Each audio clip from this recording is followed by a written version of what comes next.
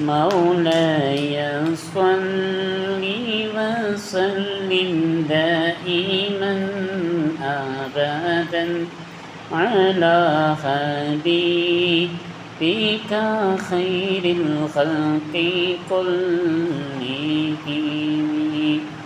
مولاي صل وسلم دائما أبدا على حبيبك خير الخلق كلهم.